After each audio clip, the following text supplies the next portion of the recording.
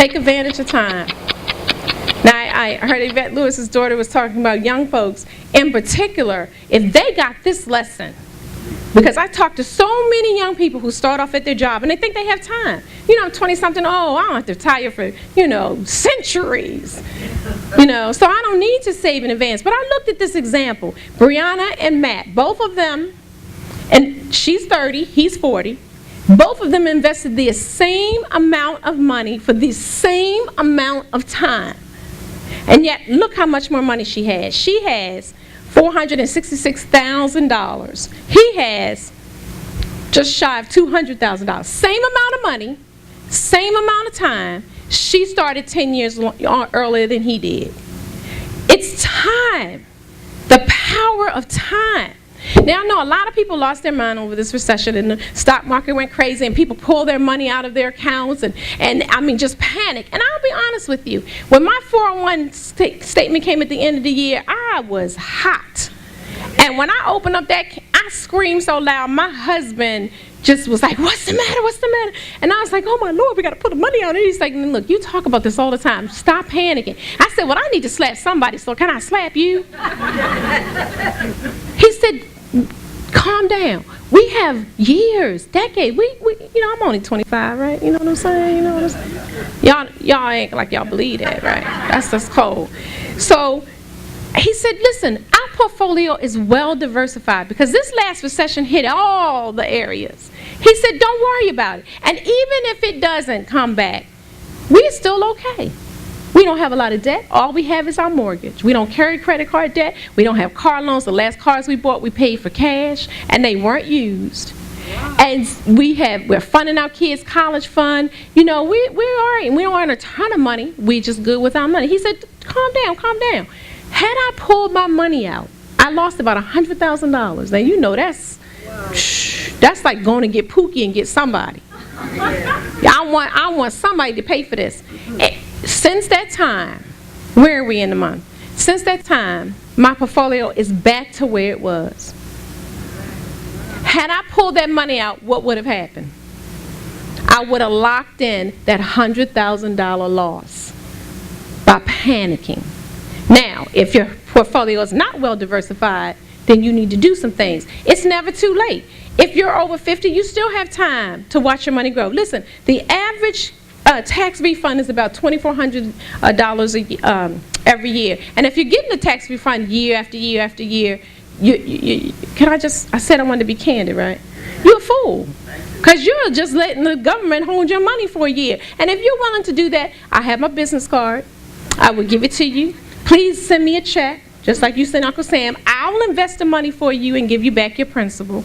If that's what you want to do, because that's what you're doing when you get a tax refund year after year and something hasn't changed in your life. If you took that tax refund, okay, say you're going to be hard-headed and still get it, and invested it, look what you had. 10 years, 42, 15, 77, over 20 years, $129,000. If you invest it or pay off bills during the year, eliminate debt, that's the E in steps, right? This is one of the largest areas, there's two areas, debt and not living below your means, that causes erosion of economic power in every community. Now, this is not just a black thing, by the way. I meet with people, black, white, old, Jewish, Christian. It's an American issue. We have a love affair with debt. I just want you to watch this video that I saw. Oh, I love this video. Oh, I just can't get these numbers to add up. It's like we're never going to get out of this hole. Credit card debt, does it ever end? Maybe I can help. We sure could use it. We've tried debt consolidation companies. We've even taken out loans to help make payments. Well, you're not the only ones. Did you know millions of Americans live with debt they cannot control? That's why I developed this unique new program for managing your debt. It's called Don't Buy Stuff You Cannot Afford. Let me see that. If you don't have any money, you should not buy anything. Sounds interesting. Sounds confusing. I don't know, honey. This makes a lot of sense. There's a whole section here on how to buy expensive things using money you save.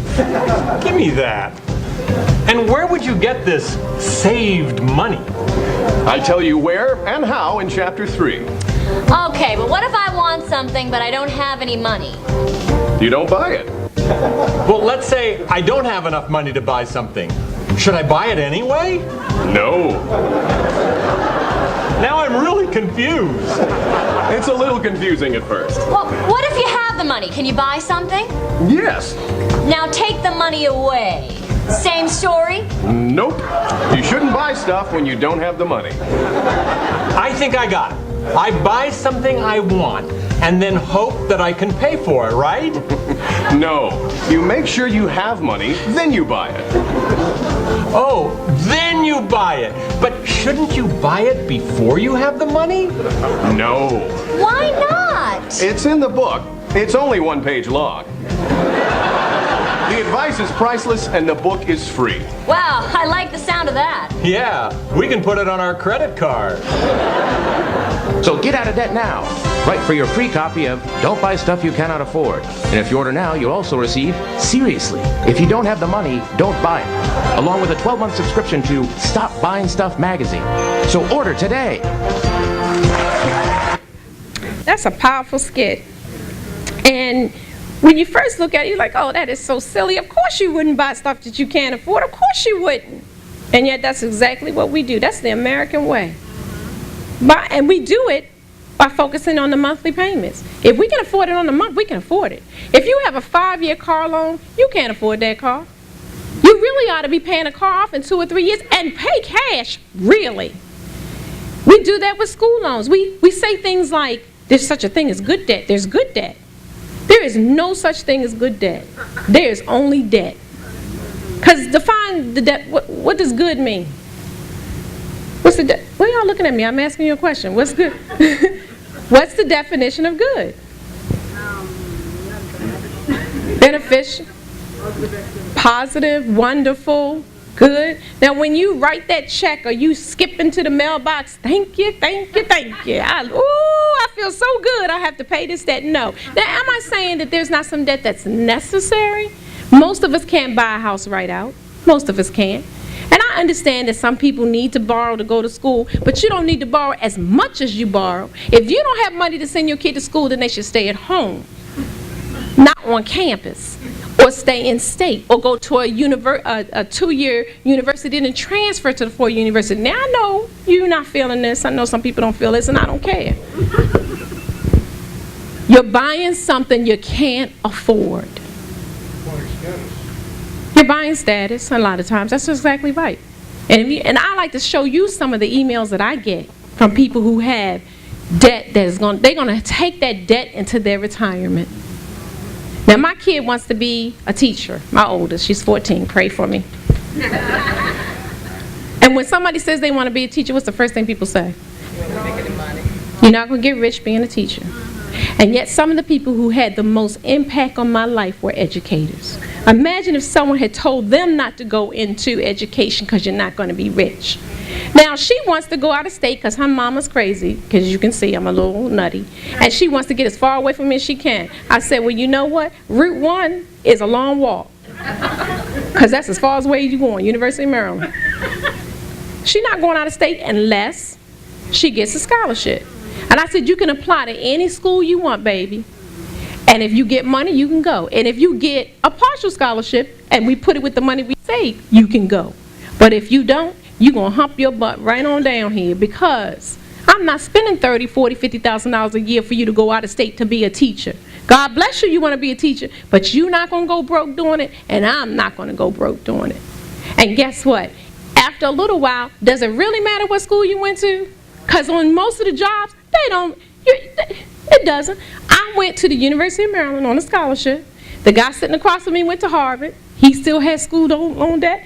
I make more than him, and I got to the post before he did. If your kid is motivated and smart and you push them, they'll be okay.